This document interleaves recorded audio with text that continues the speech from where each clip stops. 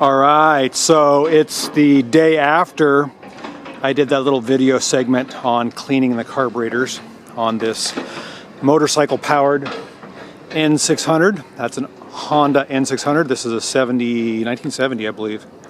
It's a little white thing, kind of cute. This is a Yamaha FCR engine that I put into it, and I've moved it outside because it gets pretty exhausting in the shop, and I don't want to have to breathe it all day long. Today, if you can see by the sun, it's fairly early in the morning. I typically don't work on personal cars during the day because I've got so many other cars to work on. Just tons. But this has been bothering me. I've gone through quite the trials and tribulation with this thing. It actually got put away because I got frustrated with it. I just didn't have time to work on it. But started with the gas tank, cleaned that out, got the rust out of it. This car has been sitting under a briar patch for 30 years before I got it with no engine. And surprisingly, it's not as rusty as one would think. But I cleaned out the gas tank. And while I was in there, I put in a GM sender because the sender was completely ruined. And now I've got a functioning gas gauge, although it's not on right now. I don't have it powered up. It does work. There's about a quarter tank a quarter tank of fuel in the tank right now. And I don't know if you can hear that, but I've got the fuel pump running. It's a quiet little percolator, something like that, fuel pump. It's a 3 to 4 pound PSI pump. It's pretty quiet. It's right underneath here. I'll see if I can show it to you. There it is. I mounted the pump specifically lower. Focus in on that. Come on. This one. You can see the filter coming out of the outlet of the tank, and then it goes lower into the pump because it was having pickup problems, and the pump then feeds it all the way to the front. Pumps usually work best as a pusher rather than a puller.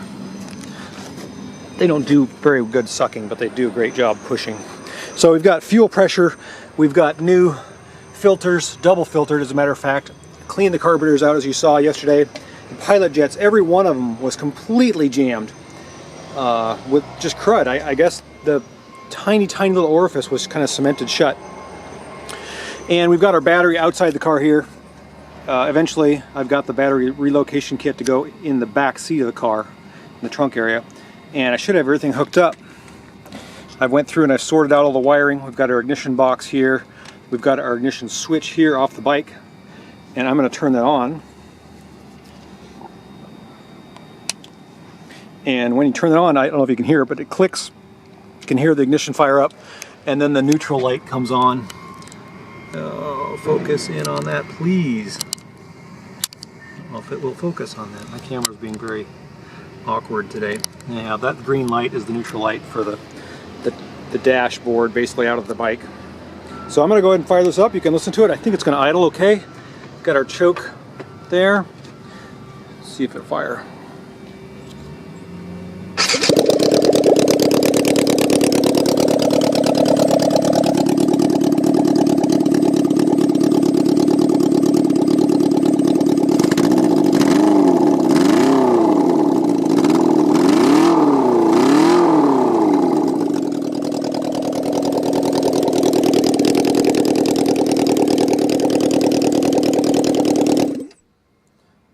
Turn this off. She runs. She's loud and it's a little rough. I think the mixture needs to be adjusted on all the carburetors. Now the pilots are all cleared out. I think it's running a little rich. It just sounds a little laggy. So I'll get to that. But like I said, I've been through, I thought the engine might have been seized. When I first pulled it out of storage, it was stored over there by the slough, and it was kind of wet. I was afraid that water had gotten up in my exhaust pipes and may have seized the engine. I couldn't get the engine to turn over. It turns out the starter was just stuck, but it took me a while. I had to pull the cover off, pull the starter out. I lubed the engine up, new spark plugs, carburetors rebuilt, fuel lines flushed, and then powered up everything to get to this point. So here we are. This is where we are now. We got something that runs, and well, it's all downhill from now, right? Thanks for watching this update on our motorcycle-powered N600. There should be some more to come.